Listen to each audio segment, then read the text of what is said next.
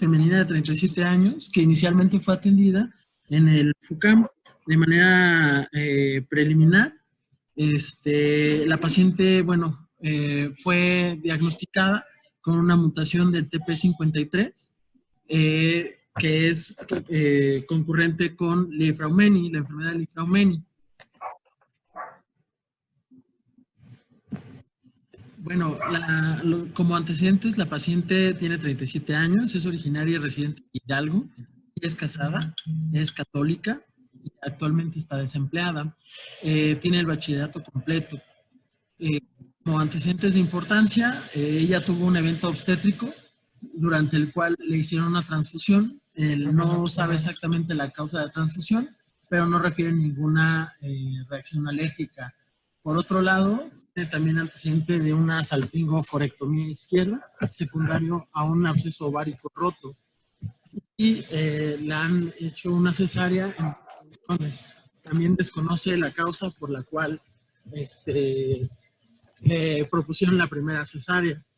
Ella no parece tener antecedente de uso crónico de anticonceptivos orales y tampoco ha utilizado terapia de reemplazo hormonal a pesar de su edad.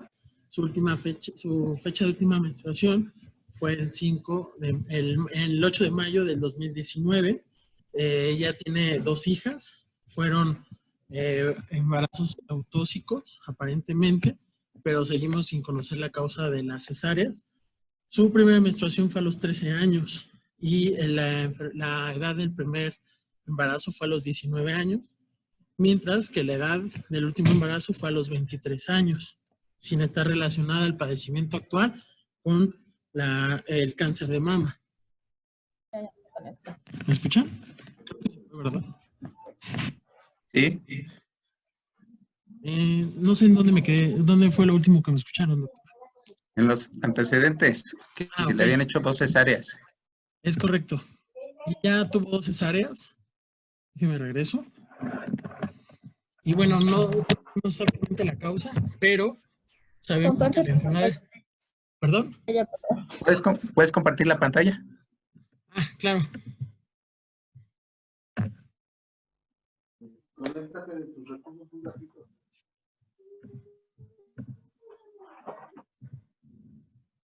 Listo. Y bueno. Listo. La paciente niega antecedente de uso crónico de anticonceptivos orales y tampoco ha usado terapia de reemplazo. Ella detectó un nódulo por autoexploración en mama izquierda. Bueno, en un inicio. ¿Dónde? En un inicio ella, bueno, no refiere dolor a la palpación y lo deja un año evolucionando. Posteriormente, el 3 de mayo del 2019, aumenta un poco la molestia dolorosa, se hace una mastografía y un ultrasonido externo. La mastografía y el ultrasonido revelaron BRAF5 por un tumor en mama izquierda que abarcaba 4 cuadrantes, se encontraba fija a planos profundos, los bordes eran mal definidos y tenía una dimensión de 59.9 por 33.95 milímetros. Bueno, al ultrasonido se reporta muy vascularizado. En la axila izquierda había un ganglio con una cortical de 6.23 milímetros. Esta diapositiva era más para, bueno, es más para mis compañeros R1, sobre todo para definir y que tengamos muy en cuenta cuáles son los datos que nos deben llamar la atención de una mastografía. De forma rápida, la mastografía debe de venir siempre 2 proyecciones y debe incluir el músculo pectoral. Si no es así, tiene hasta un 25% de probabilidad de tener falsos negativos, calcificaciones agrupadas, que sean de 0.1 a 1 milímetro, más de 4 a 5 por centímetro cúbico, tienen un factor de asociación de 1.43 para tumores de alto riesgo. Y bueno, su presencia también está asociada a una enfermedad con receptores negativas. Las lesiones estimuladas nos dan un valor predictivo positivo para neoplasia de un 81%, los márgenes irregular para un 73%, y de no hacer el ultrasonido, o más bien al hacer ultrasonido con una mastografía, se ha reportado un valor predictivo negativo del 99.5%. Continuando con el caso, la paciente a raíz de estos descubrimientos en ultrasonido y mastografía es atendida en Querétaro, en una unidad estatal para el control del cáncer. Hacen una biopsia. La biopsia reportó carcinoma ductal infiltrante, grado 3. Es lo único que sabemos de esa biopsia y es referida al FUCAM. El 3 de junio del 2019 fue la primera vez que acudió a esta institución.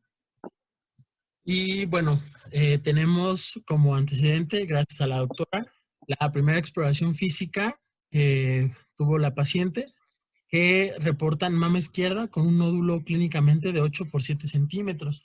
La axila se encontraba positiva, sin referir algún otro dato que nos pudiera orientar a si había tejidos profundos o algo. Decidieron hacer una nueva mastografía donde se reportó BRAF6. El nódulo no había cambiado mucho, lo reportaban irregular, con márgenes microlobulados, hipoecoicos, de 60 por 60. El ganglio axilar tenía también un engrosamiento cortical de 5.9 milímetros. Como el material de la patología no era suficiente, decidieron hacer una nueva biopsia Trucut. Los estudios de extensión, no sabemos exactamente cuáles, pero en el resumen que fue enviado a esta institución, refieren que entre ellos se hizo una tomografía, ya que la paciente presentó síntomas neurológicos, como desviación de la mirada a la izquierda y alteraciones neurosensoriales, no, que las cuales tampoco especificado, pero se le hizo una tomografía y descartaron una infiltración al sistema nervioso. Le habían sugerido ir a valoración por neurología y oftalmología de forma. Desconocemos si eso se llevó a la institución.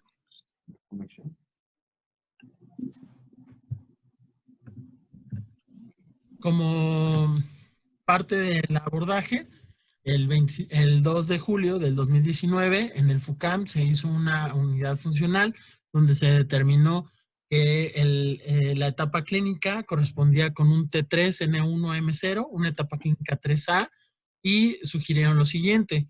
Número 1, quimioterapia neoadyuvante con adriamicina, ciclofosfamida y paclitaxel en 4 ciclos cada etapa.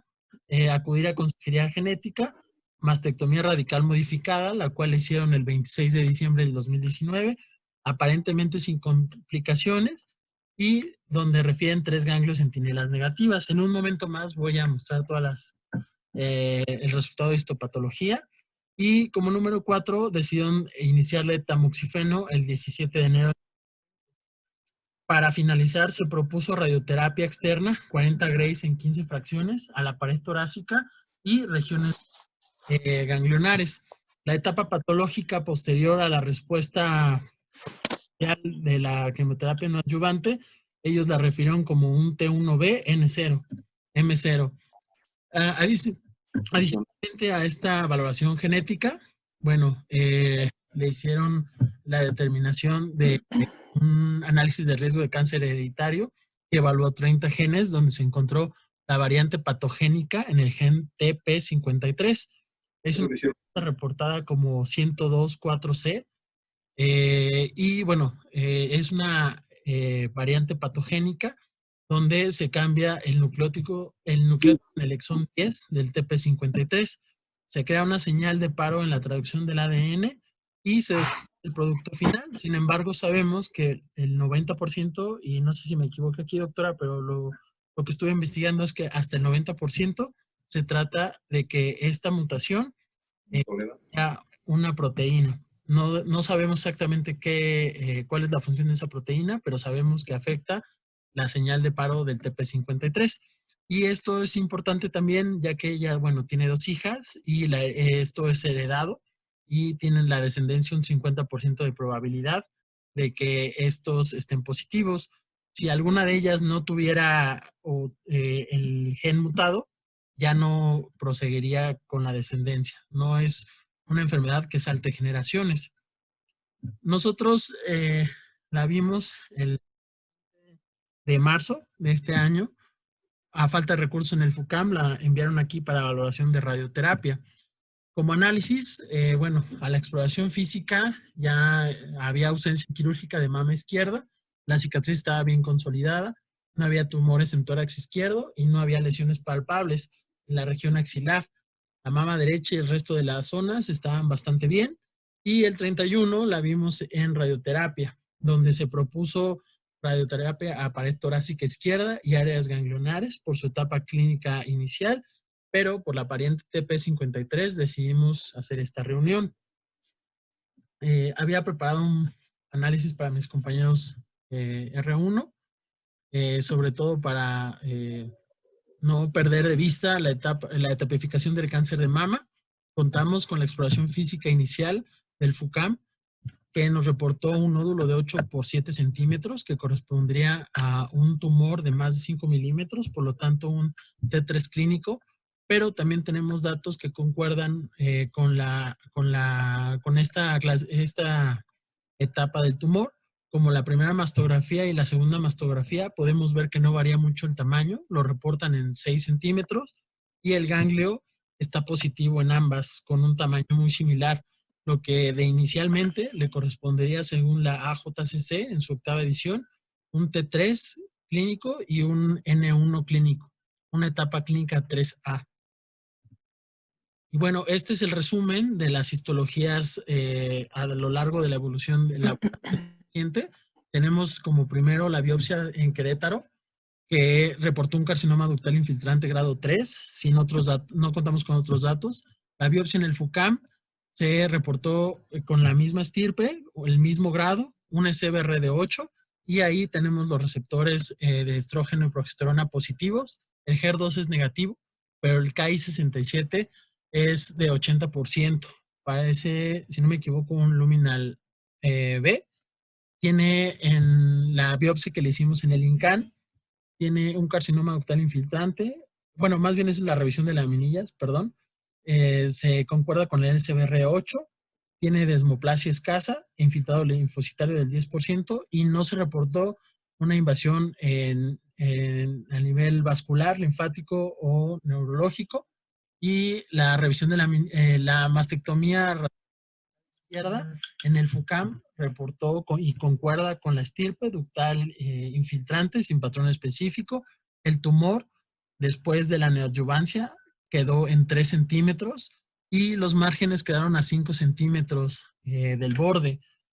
Se reportaron 17 ganglios negativos para metástasis con fibrosis de hasta el 70%, mientras que en la revisión de laminillas que hicimos aquí en la institución, concuerda, sin embargo, reportan el foco mayor de tumoral de 1.4 por 1.3 centímetros. El SBR ya no fue valorable y pues aquí se reportan 19 ganglios con hiperplasia sinusoidal.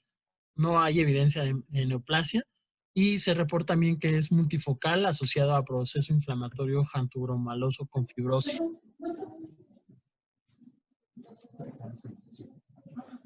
Como indicaciones para este paciente para radiarla, pues principalmente su enfermedad localmente avanzada es independiente de la respuesta que pueda tener en la neoadjuvancia. Los ganglios que son positivos, incluso también si llegan a ser positivos después de la mastectomía radical, hay indicación para radiar este tipo de pacientes. Los campos incluirían una región axilar, supraclavicular y los ganglios de la mamaria interna. Y pues en algunos casos se puede valorar el boost axilar posterior de acuerdo a los factores de riesgo, como una enfermedad ganglionar voluminosa, que no es el caso, más de 10 que tampoco se encuentra aquí nuestra paciente, y que no haya tenido disección axilar, tampoco es el caso de nuestra paciente.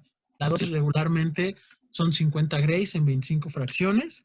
Si hay márgenes positivos, se pueden considerar un boost hasta 60 grays, y si hay enfermedad voluminosa después de la radiación, podemos llegar hasta 66 grays.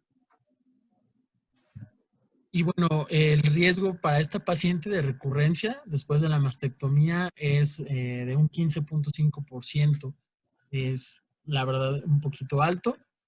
Y solamente, también esto es una diapositiva para mis compañeros R1 y todos, recordar que el Ifra-Umeni es un síndrome autosómico dominante descubierto en el 69. Su característica es que está enfermada a enfermedades malignas. La más común es el cáncer de mama, pero también el sarcoma de tejido blando. Otras estirpes son melanoma, cáncer gástrico, incluso adeno de pulmón. La mutación de la línea germinal TP53 es lo que la caracteriza. La expresión de 90% de proteínas mutantes, el 10% probablemente es una omisión, y es un receptor central. El TP53, recordar que es un receptor que se encarga de organizar las respuestas al estrés de las células. Esto es importante y aquí traigo este diagrama donde para nosotros como radioncólogos es muy importante saber que la radiación ionizante, como sabemos, uno de los efectos que puede tener es la ruptura de doble cadena del ADN. Esto es uno de los principales eventos que genera la activación 53 a través de la ATM y la sinasa dependiente de ciclina 2, que van a eliminar los frenos que tiene el TP53 normalmente, lo activan y a través de señalización, el TP53 decide qué hacer cuando se detecta una señal de estrés en la célula y daño al ADN. Esto nos va a llevar a las principales reacciones que se tienen posterior a la radiación, que es la senescencia o la apoptosis o la reparación del daño. Es por eso que es tan importante saber en este tipo de pacientes si la mutación del TP53 nos va a afectar en el tratamiento que vamos a dar. Y bueno, revisamos la bibliografía, encontramos dos estudios. Estos dos estudios, el primero de ellos fue realizado en Gustav Rusi. Es una revisión de serie de casos, 8 pacientes diagnosticados con Li-Fraumeni, con diagnóstico de cáncer de mama temprano, recibieron RT postoperatoria.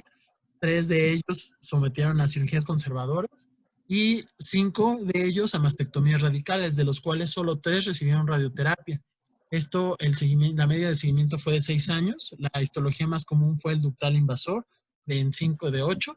Y solo se documentaron 3 recurrencias ipsilaterales, 3 recurrencias contralaterales, 2 tumores radioinducidos y 3 nuevos primarios. Uno de ellos en el campo donde se radió inicialmente. El siguiente artículo es un estudio retrospectivo del Instituto de Cáncer de Sao Paulo. Son 16 pacientes con cáncer de mama y Li-Fraumeni, recibieron radioterapia postoperatoria. La media de seguimiento fue más corta, de 56 meses, pero la mediana en años de aparición fue de 39 años. La histología común vuelve a ser el carcinoma ductal invasor y solamente se reportan 2 tumores radioinducidos.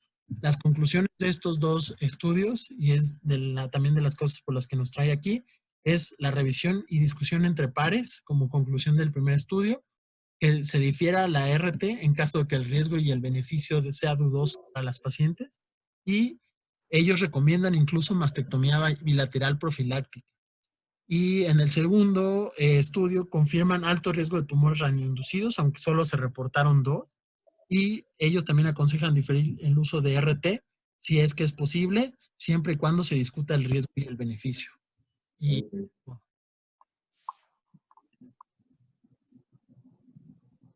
Ya no podemos seguir. Es lo más importante.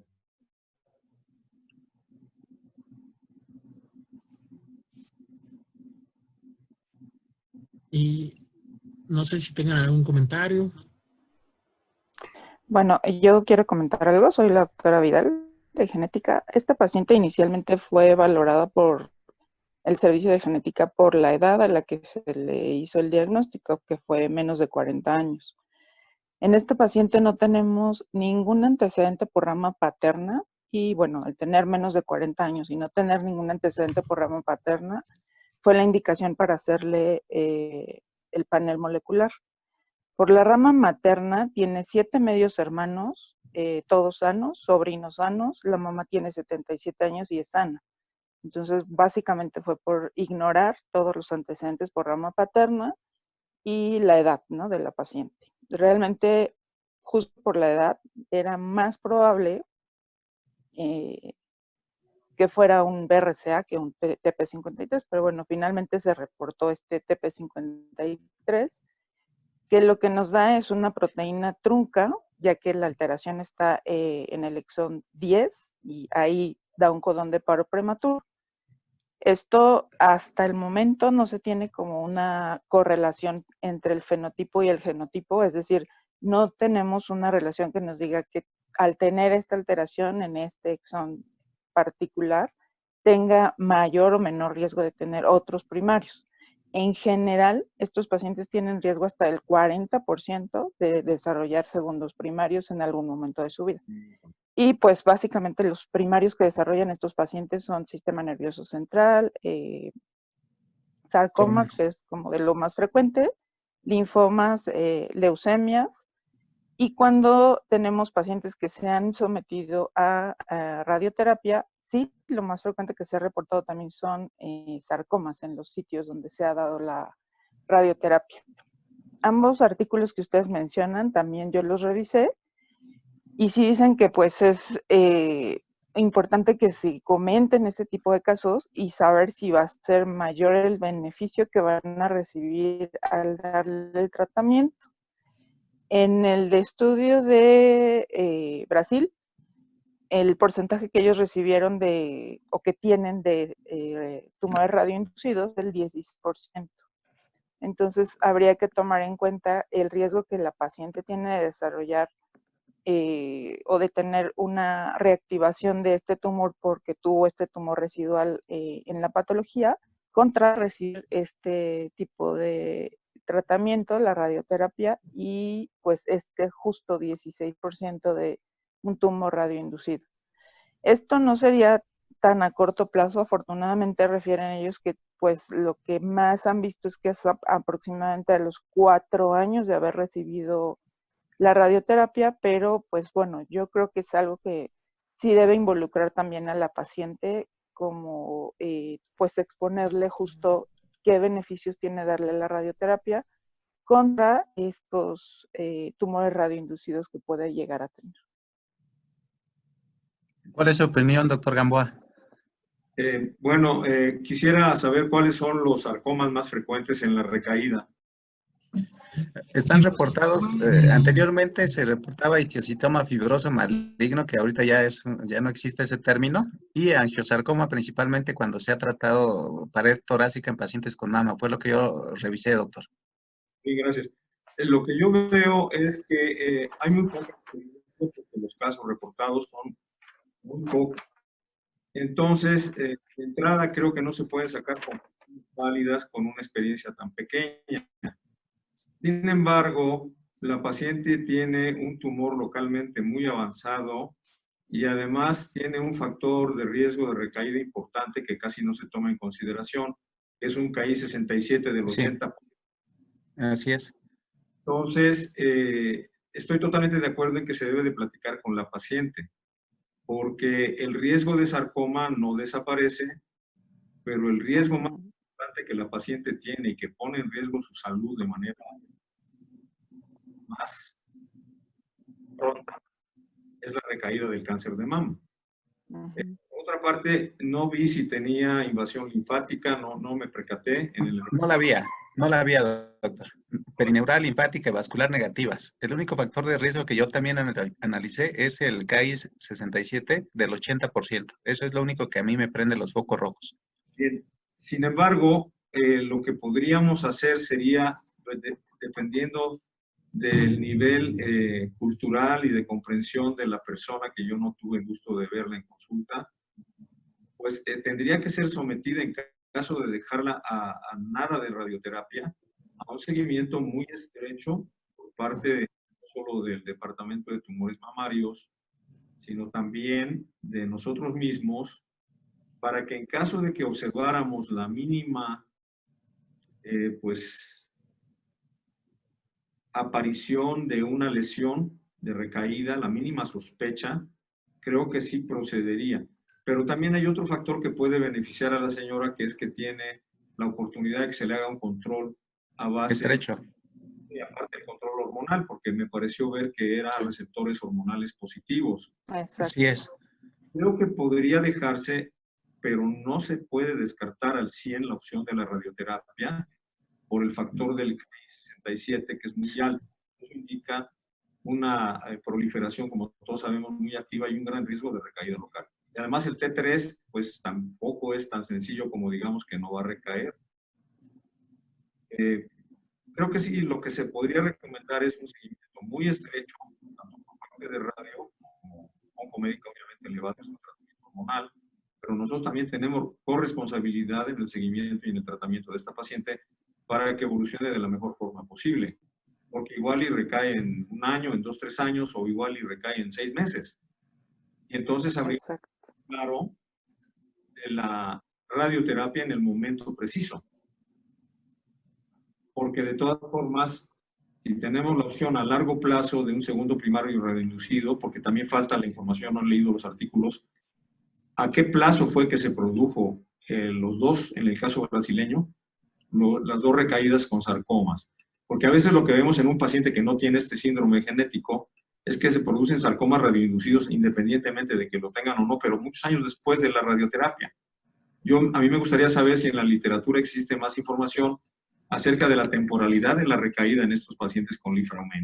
Creo que no debe de ser tan sencillo porque hay pocos casos reportados. Exacto, realmente no es algo tan sencillo de decir porque son muy poquitos los casos reportados. De hecho, este artículo brasileño es el que tiene más pacientes, que son 16. 16. O sea, en realidad sí son muy poquitos. Y de estos 16, solo 10 recibieron la radio. Perdón, pero a lo mejor... Entonces, 12 recibieron radio. Y la pregunta concreta que usted hizo es de estos 12 pacientes que recibieron radioterapia, el tumor radioinducido lo presentaron en promedio a los 4 años, a los 52 meses. Y es algo que también ellos discuten, porque dicen que en general los tumores radioinducidos en personas no P53, sino de población general, digamos, ellos lo calculan entre 9 y 15 años.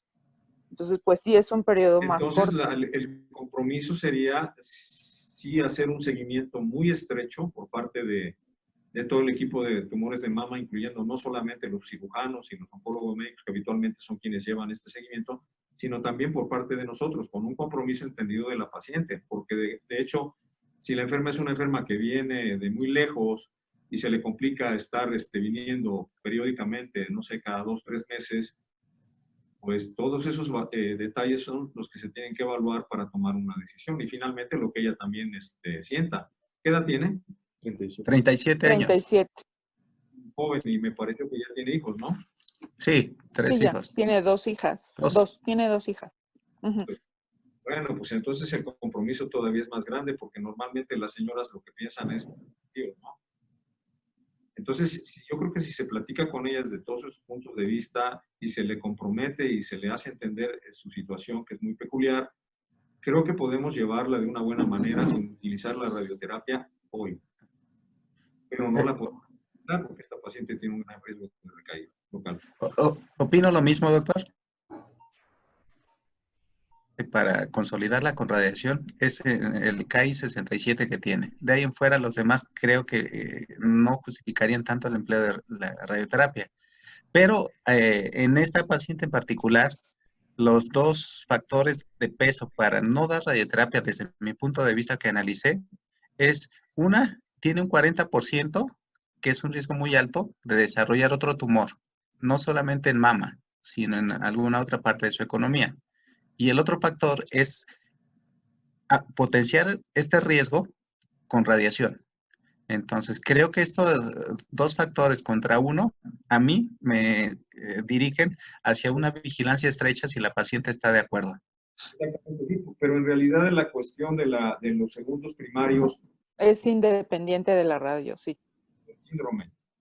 Exacto, es por el síndrome, no es por o sea, una cosa son los tumores radioinducidos y Sí. este 40% que tiene es por el síndrome, ¿no? Que por la mutación que tiene en TP53. Eso no se lo vamos a cambiar si le damos o no la radioterapia. No lo vamos a cambiar, exactamente.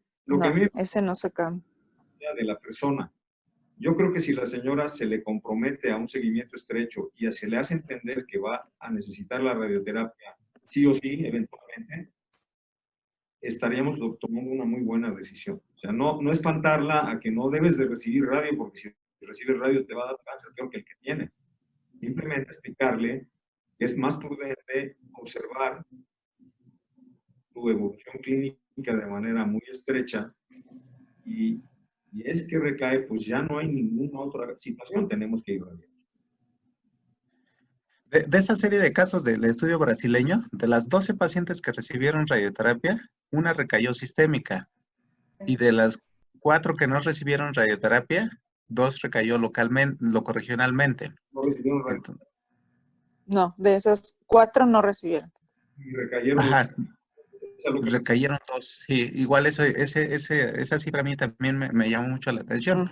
Pero si es una paciente confiable para un seguimiento estrecho, creo que pudiera rescatarse y ya con esa recaída locorregional pudiéramos impactar, bueno, tendríamos mayor justificación para consolidarla con radiación. Estoy totalmente de acuerdo porque ahí ya no habría la evaluación actual en una paciente sin enfermedad clínicamente hablando.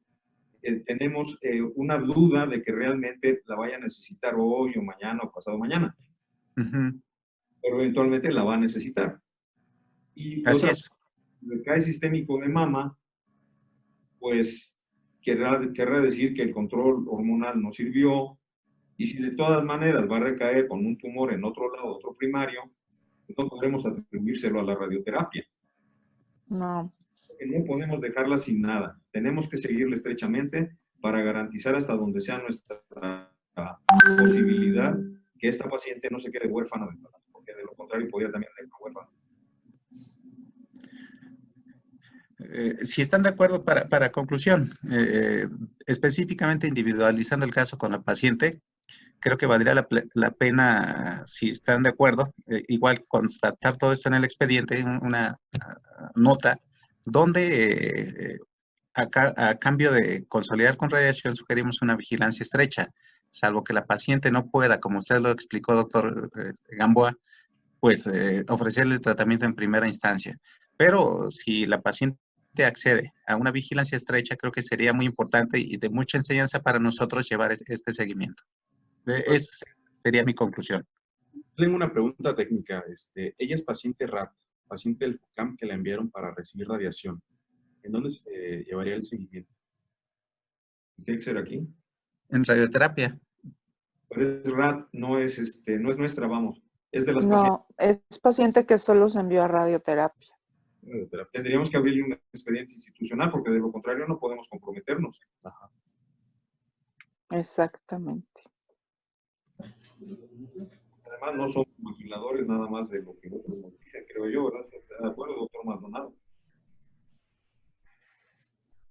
Entonces, creo que valdría la pena ahora que regrese la paciente, comentarle lo que se discutió en esta sesión y también plantearle el riesgo de que usted tenga un tumor es muy alto. El riesgo de que nosotros también impactemos en elevar ese riesgo es muy alto. Entonces, vigilancia estrecha, salvo que ella diga, no, prefiero correr el riesgo de un tumor reinducido, ahí ya lo dejaríamos asentado en el consentimiento informado, si están todos de acuerdo. Creo que sí, sí, yo creo que sí. Sí, la paciente yo creo que sí es muy entendida. Es foránea, es de Querétaro la paciente, pero tiene familiares en la Ciudad de México, entonces para ella no sería un problema el estar recibiendo diariamente la radioterapia. Creo que tiene bastante clara el comportamiento de la enfermedad y si le explicamos todo esto que acabamos de discutir, yo creo que a ella le quedaría más claro, estaría más tranquila de que fue discutida por varios médicos y le ayudaría muchísimo a tomar una decisión. Así es, y también sugerencias, si ustedes están de acuerdo, un consentimiento informado en caso de que acepte y en caso de que no acepte por el ser portadora de este síndrome, para que en algún momento sí, es muy importante. Ella nos haga valer que se le informó y sabiendo del riesgo de el dar tratamiento o el no dar tratamiento. O en el específico, no así es, porque es portadora de esta mutación en el exón 10 del TP53. Otra una observación que va más allá de la cuestión médica, pero sí es importante desde el punto de vista administrativo, porque la decisión de sus médicos con los que ella se encuentra ya muy ligada es que le den radioterapia. Y esta señora, pues aunque ya no vaya a ser nuestra responsabilidad, si no le explicamos muy bien corre el riesgo de que la deriven, si no es aquí, a otro hospital o a una iniciativa privada o cosas así. Claro que eso va fuera de nuestra responsabilidad. Pero seguramente que allá en su campo, de algún motivo, no le pudieron dar la radioterapia. Ya sea porque es paciente nueva y no está en seguro popular, o lo que era antes el seguro popular, o por alguna causa. Eso está más allá de la circunstancia médica. Pero creo que si realmente queremos beneficiar a una persona, tenemos también que tener la precaución de saber decirle que no está aquí. Definitivamente no es que no queramos darle la radioterapia, no es que no esté indicada, sino que estaremos haciendo lo mejor de acuerdo al criterio del Instituto Nacional de Cancerología para su persona. Independientemente de que saliendo de aquí le digan, no, pues allá se equivocaron, tienes que recibir radioterapia. Creo que nadie puede decir eso, porque es un caso muy particular. Y el valor que le doy yo al hospital es que primero se está detectando, es un caso individualizado. Ya documentamos, ya lo analizamos y estamos sacando un consenso. Creo que en pocos hospitales se hace esto de manera coordinada. Y eso es un plus muy grande para la paciente. No es tomar una decisión unilateral, lo estamos consensando y creo que ese es un valor muy grande para la paciente. Eso a ella le debe dar más confianza que sí, te vamos a radiar. Creo que ahorita acabamos de, en la medida de las posibilidades de la poca información que existe, creo que estamos todos colocando en la balanza riesgo-beneficio. Y ahorita, como acordamos, una vigilancia estrecha creo que es una buena opción. Ya cuando... Perdón que lo interrumpa. Sí. La que no conoce a la paciente es la doctora, perdón, no me acuerdo de su nombre, doctora, no tengo gusto. Doctora Vidal, Silvia Vidal. ¿Usted qué opina, ya que la ha visto, de alguna manera usted, de todas las maneras le hizo el diagnóstico de Romeni, ¿no? Sí. Entonces, la persona con quien más confía es con usted. Porque nosotros somos rostros distintos y somos nuevos. Hoy estoy aquí, el doctor, probablemente la persona que la vaya a ver sea otro médico que está dentro de nuestro equipo ahorita, pero que la señora no nos conoce a nadie. La única persona que realmente conoce, ha confrontado o impregnado algo es con usted. Muy posiblemente sería prudente que el vocero de la decisión fuera un médico de nosotros junto con usted. Sí, estoy de acuerdo. Para que usted sea capaz de transmitirle que lo que nosotros le estamos proponiendo no es un capricho o no es una actitud de la institución como así nada más, sino que la hemos discutido con mucha calma, pensando no solo en el aspecto médico, sino también en el aspecto humano, e intentar convencerla que esto es lo que verdaderamente le conviene. Sí, pues sí, estoy de acuerdo. Si no tienen algún otro comentario, les agradezco. Rapidísimo, doctor, como menos de 3 minutos. Comentarles, ¿me dejas compartir la pantalla, César? Nada más deja de compartir la pantalla.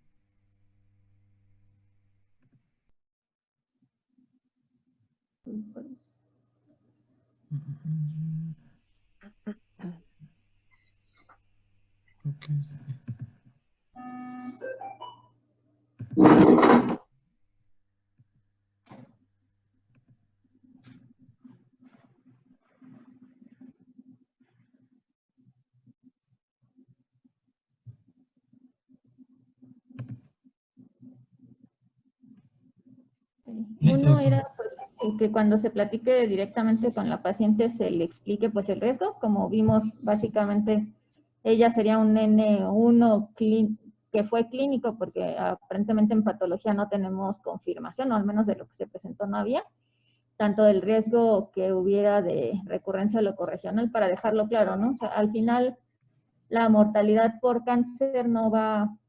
al menos a 5 años no es tan marcada, quizá a 15, 20 años sí sea más marcada, pero aún así es 10% de diferencia entre dar o no dar RT, pero que si se le hace una vigilancia estrecha, como ya se dijo, pues no va a haber tanta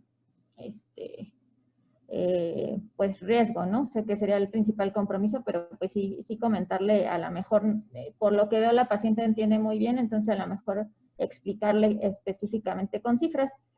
Y la otra que le quería mencionar es esta, que igual menciona los dos artículos que ustedes referían. Ellos es una serie de 11 pacientes, que básicamente 8 fueron no, fueron un poquito más los que se trataron, y mencionan al final que pues realmente ellos lo que concluyen es que pues no existe algo como lo que ahorita estábamos diciendo, no existe una indicación clara de qué hacer o qué no hacer, que realmente pues es algo que se debe dejar a discusión multidisciplinaria.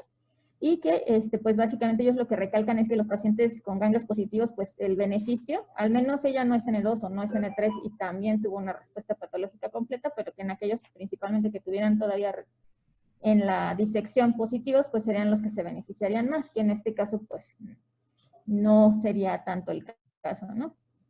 Y pues básicamente eso sería lo que les quería decir. Igual, en caso de una recaída, si en este momento a mí me tocara la decisión de dar tratamiento, yo solamente consolidaría la pared torácica, no incluiría los relevos ganglionares en este momento. Sí, estoy de acuerdo. Sí, pues nada, sería como dice, en cuestión de hablar con la paciente, que se le explique muy bien, que entienda y que firme consentimiento si está o si no está de acuerdo también. Bueno, si no está de acuerdo, seguro que nos va a abandonar. Pues muchísimas gracias, creo que fue muy buena sesión. Esperemos que no sea la única y pues adaptarnos a las nuevas modalidades de compartir un poquito enseñanza y academia para que todos no nos estanquemos y sigamos fortaleciendo. Gracias. Vamos a Muchísimas gracias, doctora Una Silvia. pregunta, ¿cuándo la tienen citada esta paciente? En una semana se Para citó, igual doctor. estar. Lunes o martes, ¿no, Efra? El viernes de la siguiente semana, pero podemos hablarle a ella para que venga antes si queremos reunirnos. Está con la doctora. Ajá, sí. Sí, sería un detalle también muy bonito que ella observara que todo el equipo está al pendiente de ella. Creo que eso motiva mucho a los pacientes. ¿Qué día se le Ok. falta, doctora, para ver si ella puede venir?